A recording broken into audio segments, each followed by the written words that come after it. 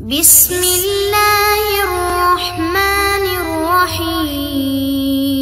بسم اللہ الرحمن الرحیم۔ عزیز طلبہ کرام، السلام علیکم ورحمۃ اللہ وبرکاتہ۔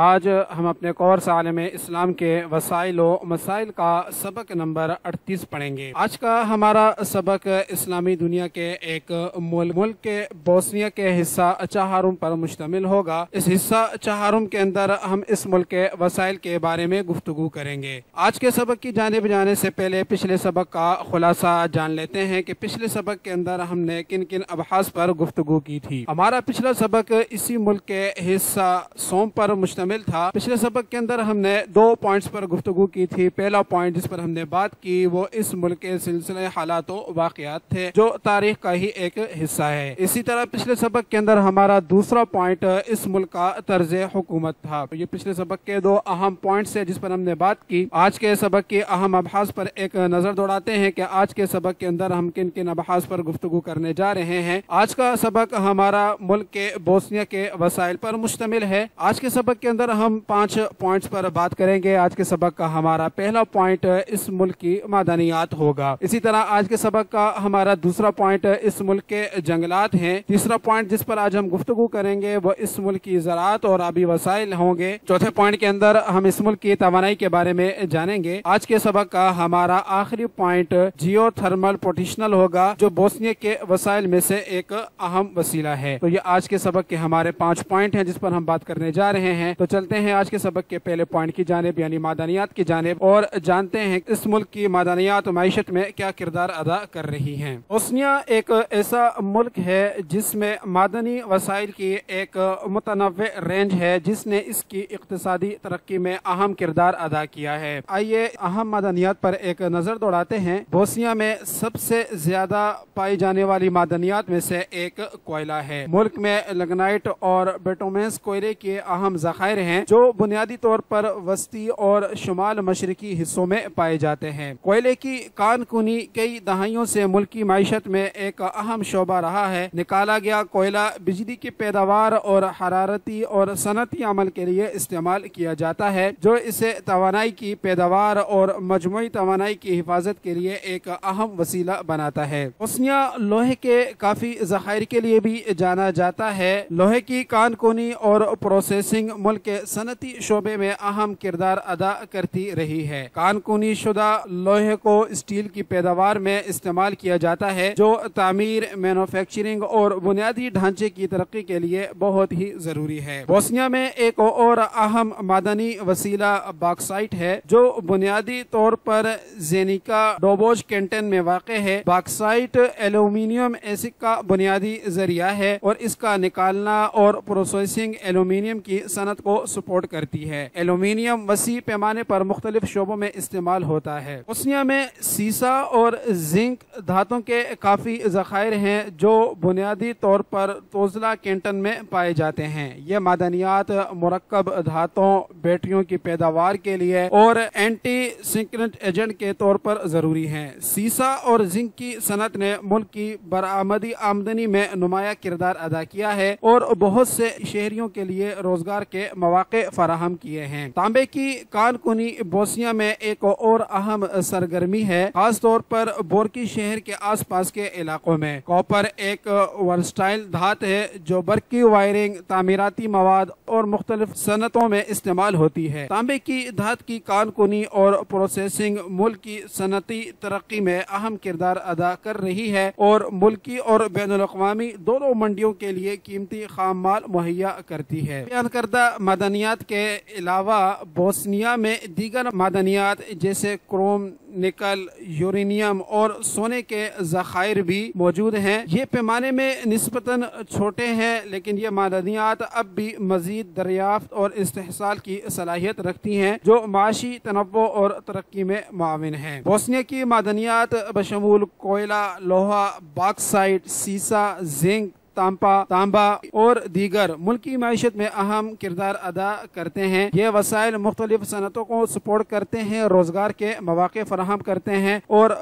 आमदनी में हिस्सा डालते हैं। कौम की पायदार तरक्की और खुशहाली को यकीनी बनाने के लिए इन मादनी वसाइल का जिम्मेदाराना इंतजाम और इस्तेमाल जरूरी है। अजीज तलबा कराम, इस तरह आज के सबक का हमारा ये पहला पॉइंट मुकम्मल हुआ, जिसके अंदर हमने इस मुल्क की मादनियात पर बात की। अब चलते हैं आज के सबक के दूसरे पॉइंट की जानिब। आज के सबक का हमारा दूसरा पॉइंट है मुल्क के बोस्निया के जंगलात। तो आइए इसके ऊपर गुफ्तगू का आगाज करते हैं। मुल्क के अमीर और मुतनव्वे जंगलात को तवील अरसे से कीमती कुदरती वसाइल के तौर पर तस्लीम किया गया है, जो मुख्तलिफ शोबों में अपना हिस्सा डालते हैं और बेशुमार फवायद फराहम करते हैं। बोस्निया के जंगलात मईशत में एक अहम किरदार अदा कर रहे हैं। मईशत में जंगलात का सबसे वाज़ेह हिस्सा लकड़ी की सनत के जरिए है। बोस्निया बहुत ज्यादा जंगलात पर मुश्तमिल है। इसका 92% से ज्यादा रकबा जंगलात से ढका हुआ है। लकड़ी की ये वाफर फराहमी जंगलात के फरोग पजीर सेक्टर की तरक्की का बाइस बनी है।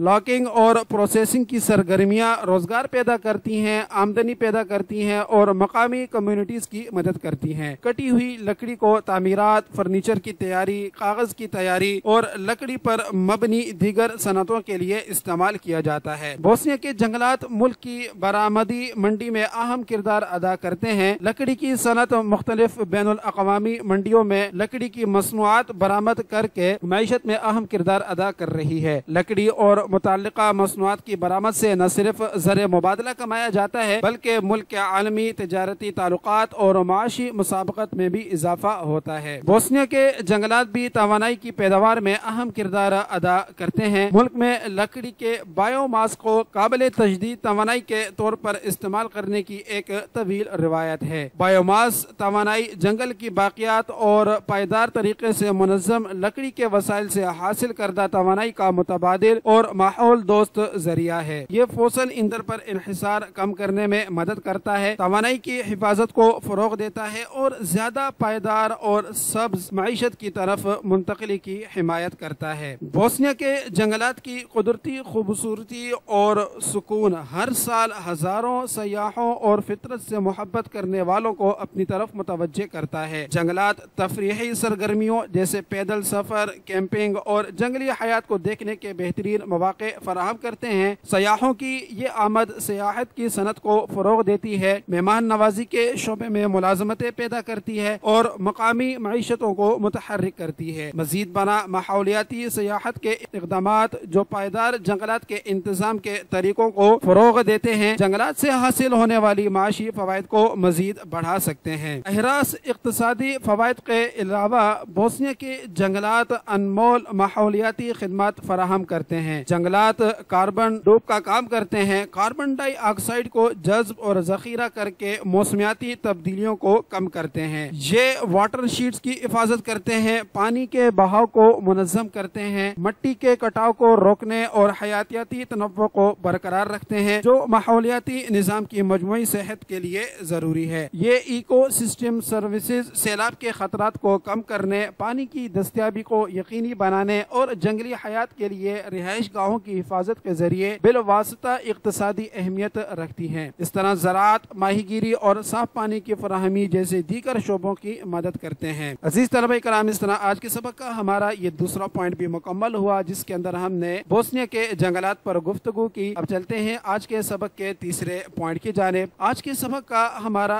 तीसरा पॉइंट है मुल्क के बोस्निया की ज़राअत। तो आइए इस पर गुफ्तगू का आगाज करते हैं। बोस्निया को मुतनव्वे जोग्राफियाई खुसूसियात से नवाजा गया है, जो मुख्तलिफ ज़रई तरीकों के लिए मौजू माइक्रो क्लाइमेट की एक वसी रेंज बनाता है। ओस्वीना के जरखेज मैदानों से लेकर हर्ज़गोविना के पहाड़ी मनाजिर तक और इसके दरमियान हर चीज ये मुल्क ज़रई मौके की एक भरपूर टेस्ट्री पेश करता है। ये तनव्वो अनाज, फल, सब्जियां और दवाओं की जड़ी बूटियों समेत फसलों की एक वसी सफ की काश्त की इजाजत देता है। बोस्निया में फसल की पैदावार की एक देरीना रवायत है। जरखेज मिट्टी साजगार मौसमी हालात के साथ मिलकर इसे मुख्तलिफ किस्म की फसलें उगाने के लिए एक मिसाली मकाम बनाती है। गंदम, मकई, जौ اور آلو ملک بھر میں کاشت کی جانے والی اہم فصلوں میں سے ہیں۔ مزید برآں بوسنیا اپنے پھلوں کی پیداوار خاص طور پر سیب،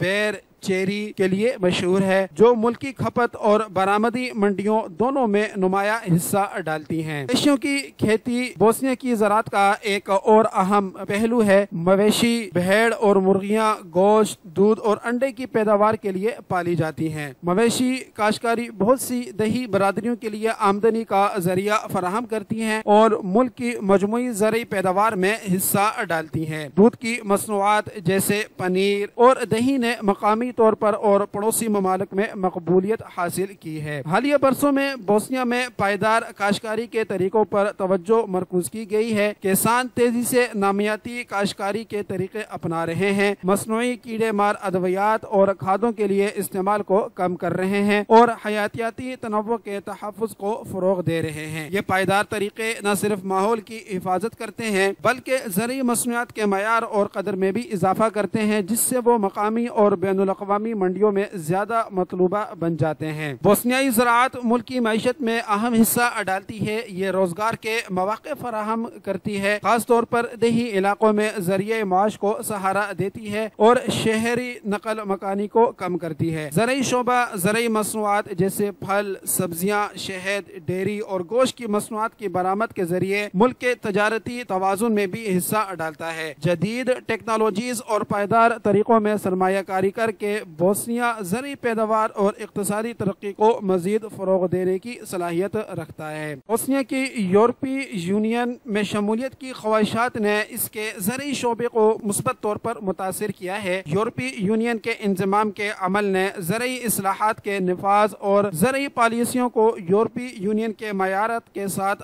ہم آہنگ کیا ہے۔ یہ سب بندی بہتر مارکیٹ تک رسائی، مسابقت میں اضافہ اور کاشتکاری اور خوراک کی حفاظت میں بہترین طریقوں کے پھیلاؤ کے مواقع فراہم کرتی ہے۔ عزیز طلبہ کرام، اس طرح آج کے سبق کا ہمارا یہ پوائنٹ بھی مکمل ہوا جس کے اندر ہم نے اس ملک کی زراعت پر بات کی۔ اب چلتے ہیں اگلے پوائنٹ کی جانب۔ آج کے سبق کا ہمارا اگلا پوائنٹ ہے اس ملک کے آبی وسائل۔ بوسنیا کو پانی کے وسائل کی کثرت سے نوازا گیا ہے، جن میں دریاؤں، جھیلوں اور زمینی پانی کے ذخائر شامل ہیں۔ ساوا، ڈرینا، بوسنا اور نیرٹوا سمیت 50,000 کلومیٹر سے زیادہ دریاؤں کے ساتھ اور جھیل بلیکا اور جھیل مولڈراک جیسی متعدد جھیلوں کے ساتھ پانی ملک کے جغرافیہ اور آب و ہوا کی تشکیل میں اہم کردار ادا کرتا ہے۔ بوسنیا کے آبی وسائل کی معیشت میں سب سے اہم شراکت ہائیڈرو پاور جنریشن ہے۔ بہت سے دریاؤں اور پہاڑی علاقوں کی بدولت یہ ملک ہائیڈرو پاور کی بڑی صلاحیت کا مالک ہے۔ ہائیڈرو پاور پلانٹس بڑے دریاؤں کے ساتھ بنائے گئے ہیں جو صاف اور قابل تجدید توانائی کا ایک قابل اعتماد ذریعہ فراہم کرتے ہیں۔ بوسنیا میں زرعی سرگرمیوں کے لیے آبی وسائل بہت اہم ہیں۔ آبپاشی کے مقاصد کے لیے پانی کی دستیابی فصلوں کی پیداوار کو بڑھاتی ہے اور زرعی طریقوں کو متنوع بنانے میں کردار ادا کرتی ہے۔ یہ کسانوں کو مختلف قسم کی فصلیں کاشت کرنے کے قابل بناتا ہے، جس میں پھل، سبزیاں اور اناج شامل ہیں۔ خوراک کی حفاظت اور معاشی استحکام کو یقینی بناتا ہے۔ آبپاشی کے مؤثر نظام اور پانی کے انتظام کی تکنیک زرعی پیداوار کو زیادہ سے زیادہ کرنے اور پانی کے ضیاع کو کم سے کم کرنے کے لیے کردار ادا کر رہی ہیں۔ بوسنیا کی دلکش جھیلیں اور دریا دنیا بھر کے سیاحوں کو اپنی طرف متوجہ کرتے ہیں، جس سے ملک کی سیاحت کے شعبے کو فروغ ملتا ہے۔ پانی پر مبنی تفریحی سرگرمیاں جیسے تیراکی، کشتی رانی، ماہی گیری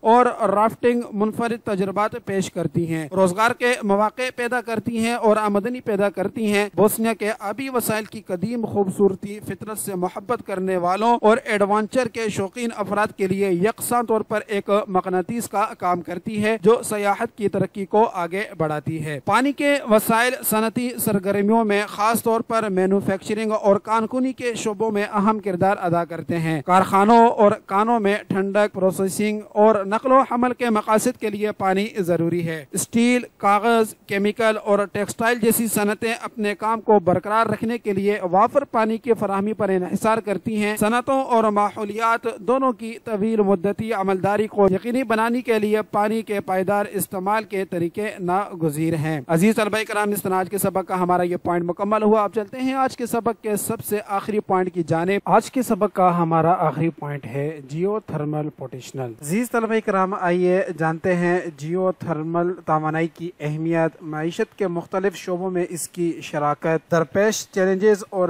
اس قابل تجدید وسائل کو بروئے کار لانے کی اہمیت کا جائزہ لیتے ہیں۔ جیو تھرمل توانائی زمین کی سطح کے نیچے ذخیرہ شدہ حرارت سے حاصل کی جاتی ہے۔ یہ قابل تجدید توانائی کا ذریعہ ہے جسے بجلی کی پیداوار، حرارتی اور ٹھنڈک کے مقاصد کے لیے استعمال کیا جا سکتا ہے۔ بوسنیا اور ہرزیگوینا کو امید افزا جیو تھرمل وسائل سے نوازا گیا ہے۔ اس میں گرم چشمے، آتش فشاں اور زیر زمین ذخائر شامل ہیں۔ معیشت میں بوسنیا کی جیو تھرمل صلاحیت کی سب سے اہم شراکت میں سے ایک جیو تھرمل پاور جنریشن ہے۔ جیو تھرمل پاور پلانٹس کی گہری زیر زمین سے گرمی کو بجلی میں تبدیل کرتے ہیں۔ ان وسائل کو استعمال کرنے سے بوسنیا ایندھن پر اپنا انحصار کم کر سکتا ہے، گرین ہاؤس گیسوں کے اخراج کو کم کر سکتا ہے اور توانائی کی حفاظت کو بڑھا سکتا ہے۔ جیو تھرمل گرمی کی مسلسل فراہمی، مستحکم اور قابل اعتماد بجلی کی پیداوار کو یقینی بناتی ہے، قومی